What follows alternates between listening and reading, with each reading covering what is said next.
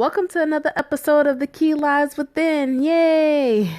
Here I share the inner workings of thoughts and experiences I have or am going through as a form of therapy and a creative outlet for self, as well as discovering those conscious and unconscious happenings in an effort to create awareness.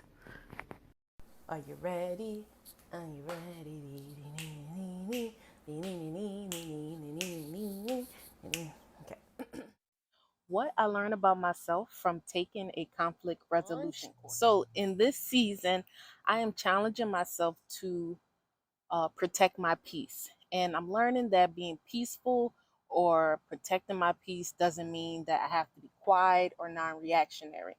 It means for me that I need to find an organic way for me to challenge those or things that cross those boundaries and hold people accountable for crossing those bounds or me being responsible enough to create those boundaries. So then people don't try to cross me or think that they can just get over on me. And that can mean when things aren't to my satisfaction, questioning it, challenging it, saying, hey, this is not what I wanted.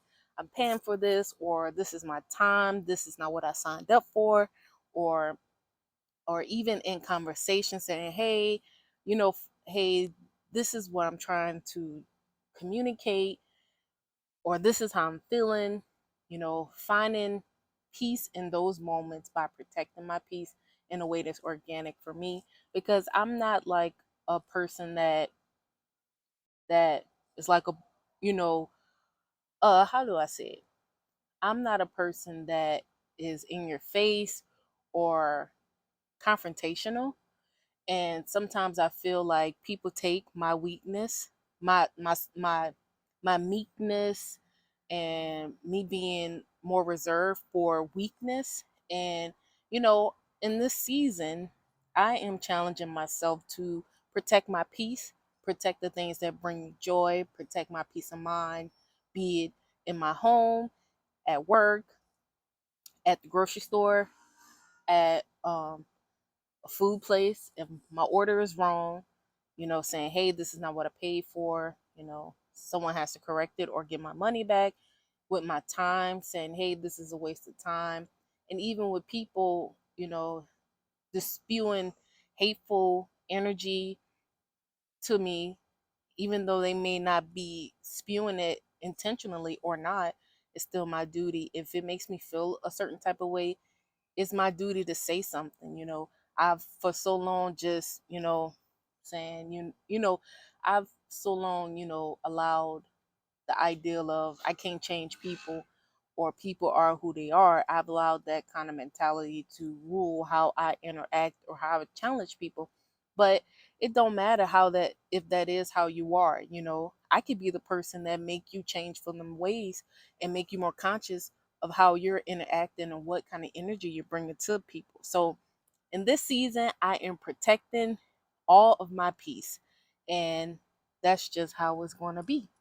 I recently signed up for a course through my employer, which happened to be a conflict resolution course. So I voluntarily took this course. It wasn't mandatory, but it was something that was available, which is really good. And I took it because I want to be better in how I communicate in my personal life and my professional life, and challenging myself to always be the most effective communicator and handling a situation as best as I could in situations where there may be conflict. And so what this course highlighted for me and what I'm realizing is that conflict is my greatest teacher, because it teaches me how I interact, how I show up, how I react in situations that aren't your everyday situations, because most people don't aren't for the most part aren't met with conflict every single moment of their life.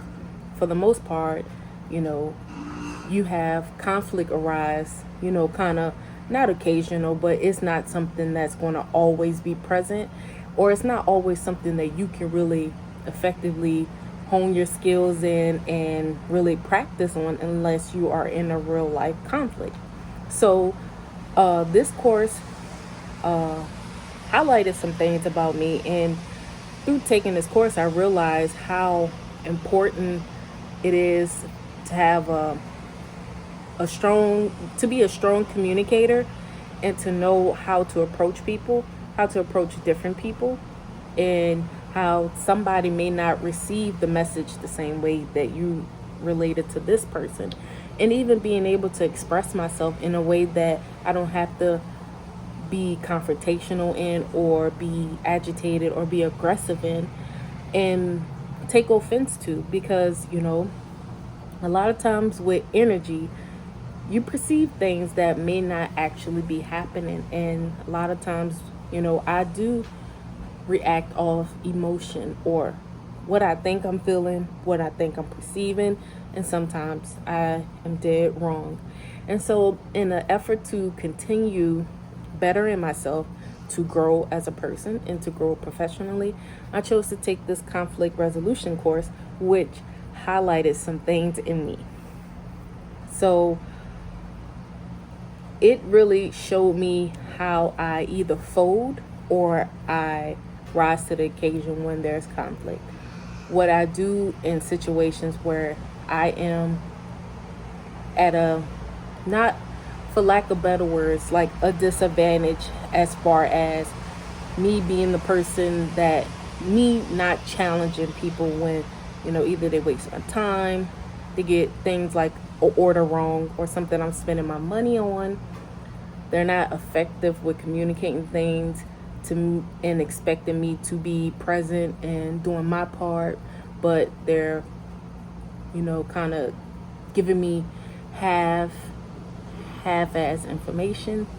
And so what I realized through this course is two things: why I silence myself, and why I don't like conflict. So why I silence myself is because I don't feel a sense of safety in my voice when it comes to other people. I instantly can pick up on energies, and for the most part, some people just are not that interested in you or what you have to say, and they are about self and making sure that what's in their best interest is what's happening. There are some courteous people that are receptacle, receiving of how you're feeling, your stance, while still having their needs and wants met. So, being in interaction with a lot of people and feeling people energy, you can almost always tell when somebody's being genuine or disgenuine, or if they really want to hear what you got to say. So in my experience, I've ran into more people who are just, kind of like more about self than being courteous enough to say, hey, this person listens to me, this person shows up for me, this person is respectful for me. To me, I should be the same to them, But the case is, through that, I have built up an attitude of people don't really care what I have to say. People don't really care to understand me, or really get why I do certain things. And, I build a defense around that, because I automatically know that I have to fight to be understood, because I may not be expressing my feelings and emotions in a way that the next person can really receive how I'm feeling, and it just becomes a big thing on what I'm trying to convey, and just being further misunderstood and further frustrated.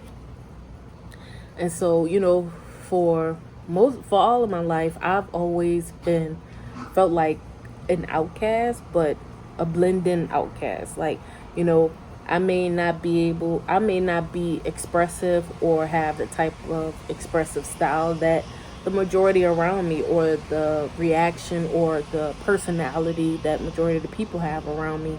And it's kind of hard for me to mix in, but I've always been a cool person, laid back. So most people do, think it's not like people never hung out with me or befriended me. But I just always feel like I just can't really connect with people. And I think a lot of that is because I don't fight. I don't fight to be heard. I don't fight for you to understand me. I just let the I just let allow the frustration of not being understood to just take over my fighting for somebody to understand me, because at the end of the day, I don't really need a person to understand where I'm coming from, but in a way you do, because if you're in relation with this person and you're spending your time, money, and even effort around these people, it's important that I feel that, a person like me feels secure in these interactions. And I feel that's why I've had a lot of failed friendships and relationships, because it's always like a disconnect, and I just never fight against it, and I just kind of go with the flow, and then at some point it just dissipates. And a part of that too is not challenging people in the way that they should be challenged when dealing with me. You know what I'm saying? Holding people accountable. Everybody have their boundaries, and they expect you to oblige to them, but they don't oblige to you. But I can't say nothing, because I'm not even holding you accountable for crossing a boundary or expressing to you that the way you said that made me feel a way, because I now I'm learning now how to find the words to say, hey, that didn't make me that the way you did that didn't make me feel the best. And that kind of communication is better than saying, man, what the being aggressive about handling it. And the second one, why I don't like conflict, is because I have like this controlling nature where I feel like if I'm not in control of the outcome, like everything crumbles, and I just kind of lose my stability because I don't know what's going to happen. And it cripples me because, I become anxious about it, worrisome about it, which aren't the best ways to even be able to resolve anything effectively. And I focus more so, like I play out the scenario in my head and say, man, this is going to go bad, or this could go bad. And I don't even give it a chance to really happen in real time. In actuality, I play it out in my head and just say, it's not worth the hassle. What I need to do that for? It is because I need to have boundaries. I need to stand up for myself.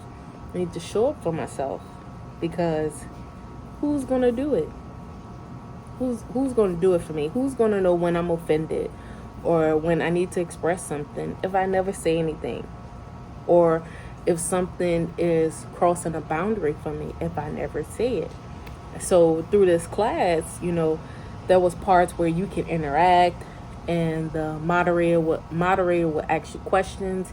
And I really felt good because I was speaking up. I was explaining myself, even in cases where I may otherwise think, I don't want nobody to think I'm scary or anything like that. But it's not about being scary. It's about how valuable do I think other people find my voice. And I have devalued my voice in the eyes of others before anybody else can really do it. And so that has been my greatest communication hurdle. And I'm so thankful that this course really highlighted it, and really highlighting some things that I've been dealing with for some years.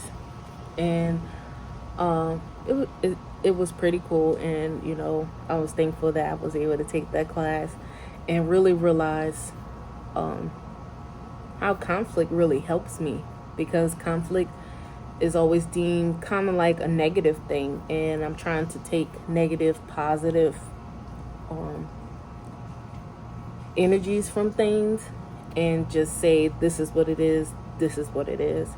And that way I can approach things better and not feel like this is a negative thing, I don't want to experience it. But it is the quote unquote negative things that make you a better person. It builds your character. So I want to encourage anybody to ultimately, self-reflection has been my guiding tool. I self-reflect on every situation that compels me to. So if something happened early in the day and I'm playing it through, I have been working on not dwelling on the the hurt of it, or the quote unquote negative feeling of it, and analyzing, well, why did I do that? Why did I wake up so aggressive like that? And I just was just aggressive in every interaction I had this morning. And why am I interacting with this person only in this certain way? What is it? What is about me that feels like that's the only way I can communicate my feelings in a situation?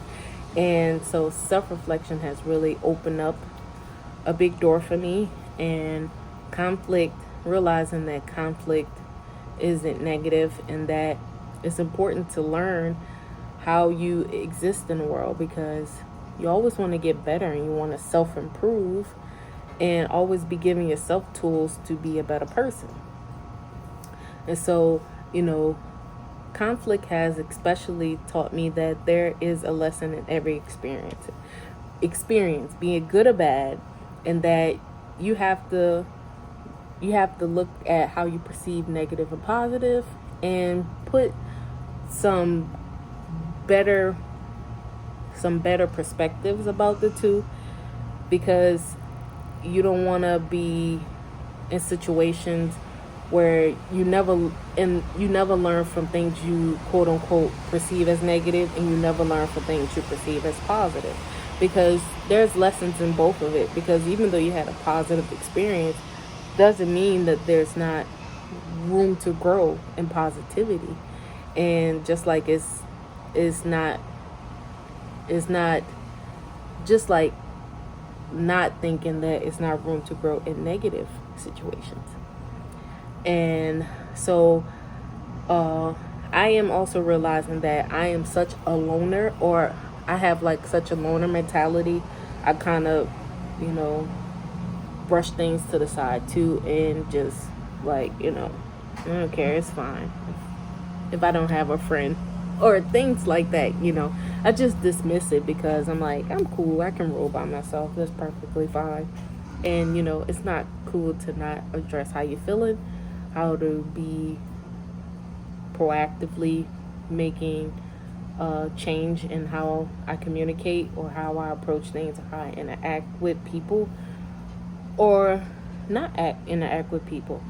It could be all the way down to me spending my money somewhere and the order is wrong, not correcting that, or if I am utilizing my time and somebody's wasting my if I am somewhere being utilized for my time inappropriately, and being dismissive about everything. I don't know what I'm saying at this point, but yeah. Thanks for tuning in to today's episode. Like always, you can reach me at tklwpodcast@gmail.com if you want to discuss today's episode, something came up for you with today's episode that you want to give insight about, or receive insight about, or if you're listening through Anchor, you can send me a voice message. And if you're listening to Apple Podcasts, you can leave a review so that other people have access in the algorithm to this podcast and can benefit from this podcast. Always, I thank you for your support, and have a blessed day. This is a test. This is a test.